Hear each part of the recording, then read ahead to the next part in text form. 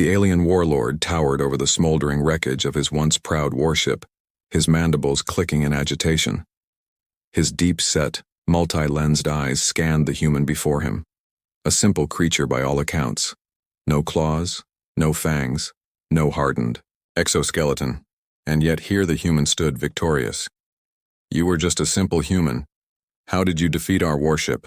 he roared, his voice a guttural blend of rage and disbelief. I wiped the soot from my face, my fingers trembling from the adrenaline still coursing through me. The warlord, an 8-foot-tall behemoth of chitin and muscle, wasn't used to losing. His people, the Zorvok, had conquered dozens of star systems, their fleets an unchallenged force of destruction. And yet here we were, his ship a ruin, his forces in disarray. I exhaled, stepping forward. "Simple," I said. I used my greatest weapon. His mandibles clattered. "Your species is primitive. Your weapons are pitiful compared to ours. Your ships are slow. Your armor is weak. What weapon could you possibly wield to best the might of the Zorvok Empire?" A grin tugged at my lips. "Our minds." I let the moment sink in. The warlord hesitated, his rage flickering with uncertainty. "Your warship," I continued, motioning to the burning wreck behind me, "was invincible by conventional means. Your shields could withstand nuclear warheads, your armor impervious to energy weapons. But every system, no matter how powerful, has a weakness." The warlord narrowed his many eyes. "Impossible. Our technology is flawless." I shook my head. Flawless? No. Complex? Yes.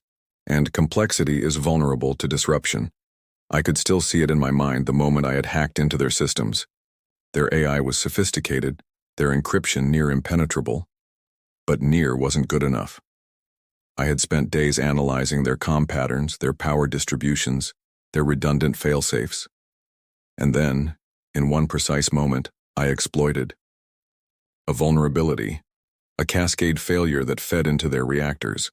A single command, a precise overload, and the mightiest warship in the fleet turned into a burning coffin. The warlord's claws flexed. "You tricked our systems?" I nodded. "Your strength is in brute force. Ours is in adaptability. You fight like a hammer, crushing anything in your path. But hammers are useless against a mind that knows where to strike."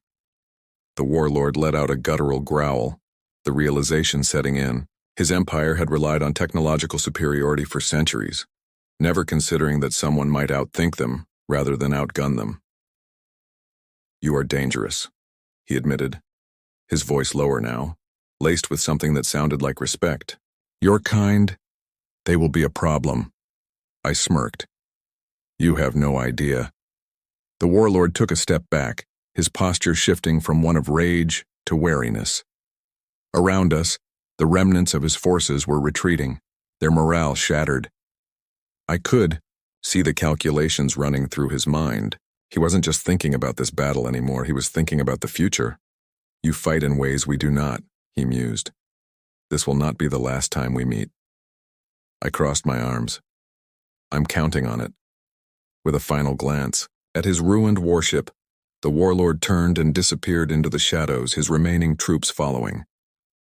I let out a long breath, feeling the weight of what had just happened settle over me. The war had just begun, and we had just proven that humanity was more than ready for it. Days later, I stood aboard the command deck of the UHS Valkyrie, gazing at the star-studded void before us. News of our victory had spread across the Terran Confederation, igniting a surge of hope in humanity's fight against the Zorvok Empire. The battle had shifted. No longer were we seen as mere pests in their expansion. We were now a genuine threat. Captain Reynolds approached, his expression one of grim determination. "We intercepted Zorvok transmissions," he said. "They're regrouping. Your stunt on that warship sent shockwaves through their hierarchy. They're coming back, and in greater numbers." I expected as much. The Zorvok weren't the type to retreat without consequence. Their pride had been wounded, and they would be looking for retribution. But now, we had an edge. They knew we could fight back, and that fear would make them cautious. Reynolds leaned closer. "Command wants you to lead a new initiative, Project Overmind." I raised an eyebrow.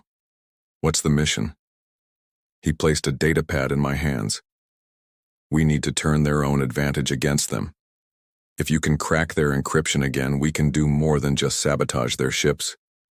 We can control them. The implication sent a chill down my spine. If we could infiltrate their systems on a grander scale, we wouldn't just defend ourselves. We would take the fight to them, using their own weapons against them. I smirked. Let's get to work. Meanwhile, across the void of space, in a darkened chamber of a distant Zorvok war council, the Warlord stood before the High Command. The elders of his race glowered down at him, their elongated forms wrapped in ceremonial armor. You allowed a single human to destroy one of our finest warships, one of them hissed. Explain yourself. The Warlord clenched his claws, his anger bubbling beneath the surface. They are not what we thought. Their strength does not lie in their weapons, but in their cunning. Another elder leaned forward, his gaze piercing. Then we must adapt. If they use their minds as weapons, we shall do the same. A slow, sinister ripple moved through the gathered Zorvok as the decision was made. They would not rely solely on brute force anymore. They would evolve. As humanity prepared to turn the tables, the Zorvok began their own preparations. The war was far from over. It had only just begun.